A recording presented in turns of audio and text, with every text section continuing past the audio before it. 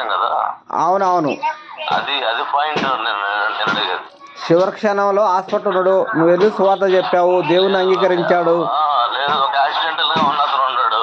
Accident జరిగింది, అతను అనుకోవచ్చు ఒకటప్పుడు, ప్రభువా నేను చేసిన తప్పులు క్షమించు, నీకు వ్యతిరేకంగా ఉన్నాను, ఈ ఒక్కసారికి ఇక నాకు అవకాశం ఉందని చెప్పేసి అప్పుడు ఒప్పుకుంటాడు. అప్పుడు తప్పకుండా అంగీకరిస్తాడు ఆయన. ఎవరిని తృణీకరించేవాడు కాదు. అది అట్లాగే కొన్ని కొన్ని ఉంటాయి. సర్లే బ్రదర్ చెప్పింది ఓకే, కాదంటలేదులే. అప్పుడు కాదనకూడదు, కానీ అతను ఏంటంటే ఒక పాయింట్ వేదిగా చెప్పాడు. నేనే అనే వ్యక్తి ఎందుకు తీసుకోవాలనే విషయం మీద 10 అంశాలు మాట్లాడాడు. ఆ తర్వాత నా కొరకు దాచబడిన వాక్యమును స్వాస్థ్యమును కొరకు బాప్తిసం తీసుకున్నాను. నేను నా కొరకు దాచబడిన వాక్యమును అనగా స్వాస్థ్యమును కొరకు బాప్తిసం తీసుకున్నాను.